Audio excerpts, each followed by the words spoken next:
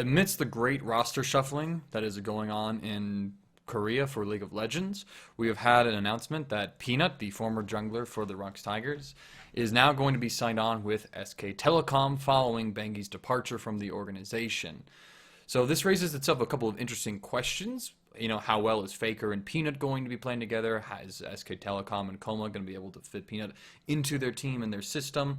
Because one reason why Peanut did so well was how well the Rocks Tigers integrated him into their system. I'll just leave the hair.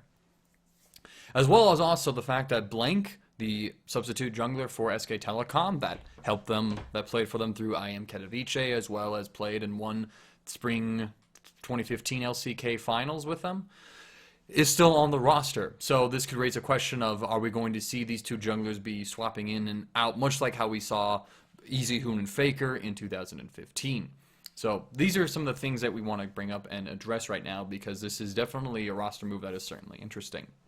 Now for Peanut, this is a great move overall. He's joining SK Telecom. It's been one of the most dominant organizations within League of Legends for the past 2 years now. It still has Faker, the greatest player of all time, as well as most of the roster that's been through this 2015 World Championship and the 2016 World Championship. Bang, Wolf are still on the team. Faker's still on the team.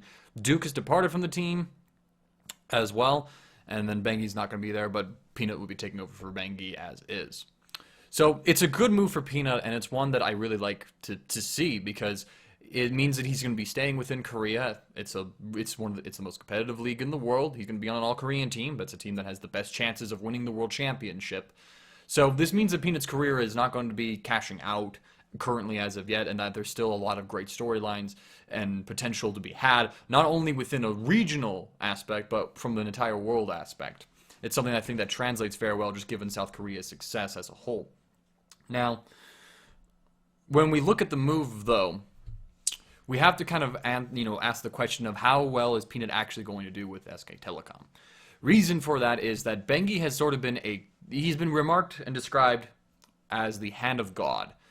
So, the hand of Faker, the third summoner spell, things like that. He's always been a controlling style of jungler. He's gone out, he's secured vision for his team. He's not really, his mechanics are adequate, but never something like, insane. Not definitely some of the higher level stuff. Peanut, for example, has better mechanics. And by that we mean individual micro play. His play of a champion, of particular champions, is better overall. But however, Bengi's macro style, we can definitely say, is arguably better than Peanut's. Peanut's been noted for being a jungler that doesn't do so well when it comes to vision control. He places less wards, he clears less wards than most of the other junglers, but he makes up for that by constantly invading, being able to win these duels in the enemy jungle and take control that way. So this is going to be something that SK Telecom is going to have to adjust to. One reason why Peanut was so successful was how Rocks Tigers adapted. They adapted by embracing that aggressiveness. So before, the Tigers had Lee, Hojin, and Hojin wasn't really great in the early game. He always took a little bit of time to come on into like the mid game, and that's where he began to make most of his impact. So the Rocks Tigers, when they were GE, when they were Coup, played a slower game at the start, and they would rely on these mid-game team fights and skirmishes to come back into the game, and they were so good at those that they could win those fights even from gold deficits.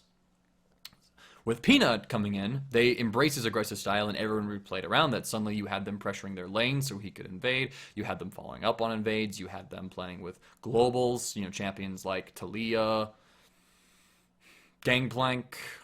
With Teleport being in the top lane, Smep could always be down, could always join in on a fight whenever that was off cooldown. And so the Rocks Tigers really embraced that play style, and that made them this really aggressive early game team. They had like the highest gold lead at 15 minutes of anyone in Korea, I think, during both of the regular splits.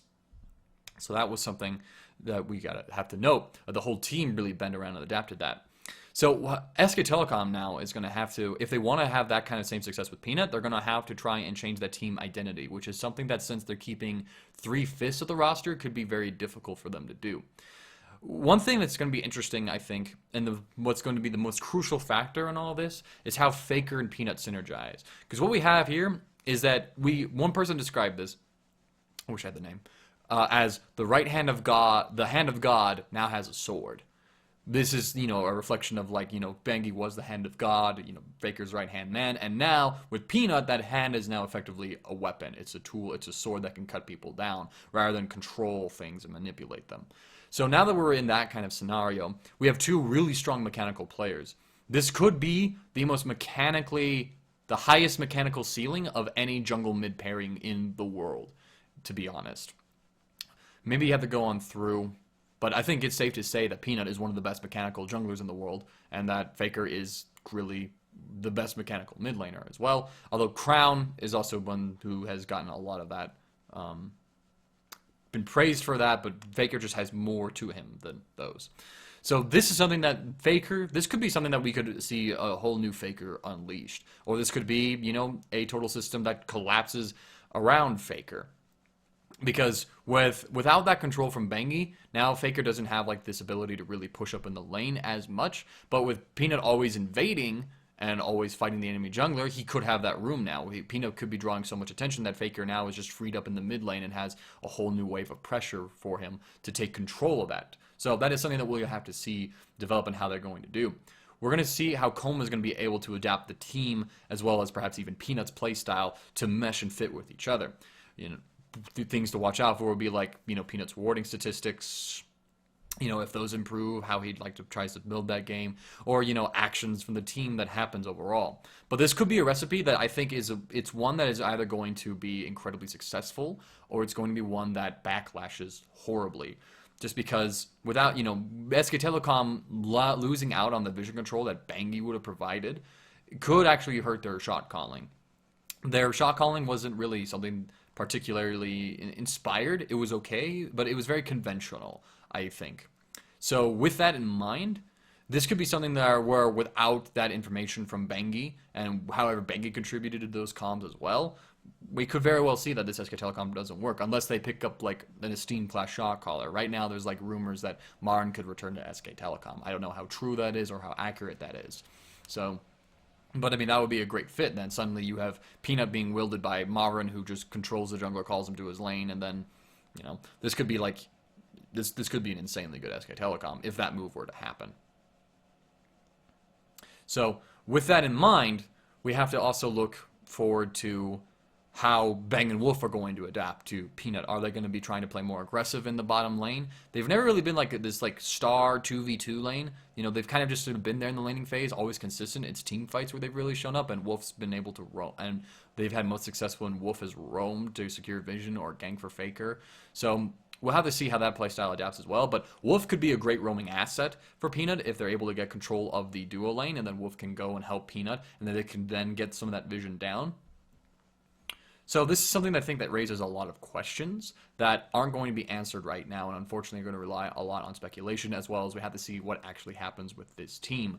I think that there's a great chance that this could be an all-star move, and that this keeps SK Telecom ahead of ahead of the pack, up at front, being like one of the best teams in the world still, even with all of Korea doing this great reshuffling of rosters now that they're more willing to experiment to try and dethrone SK Telecom. That's going to be a video topic that I'm going to work on right after this. But either way, SK Telecom Peanut is an exciting move for Peanut as a career standpoint, since he's joining such a successful organization. We'll get to see some of how Koma influences Peanut's jungle style, if at all, and we're going to see how this impact of this kind of jungler is going to come in for the team. The other thing to note, though, there is Blink on the roster, so we'll also have to see how Koma decides to interchange between these two. Blank has had good moments, but most people forget those because of how mediocre he is when he's not having those inspiring plays in those moments. And he's sometimes been very disconnected from the map. And it's very possible that Peanut could have like a very similar sort of circumstance as Blank, just because if he's going to try and play to the style that the Rocks Tigers, is going to be used to the Rocks how the Rocks Tigers backed him up. SK Telecom could very well fumble on that kind of play style, initially at least. Or Peanut would have to adapt and change. So this could be something that takes some time to gel in if it doesn't fit immediately. Or this could just be an entirely great move.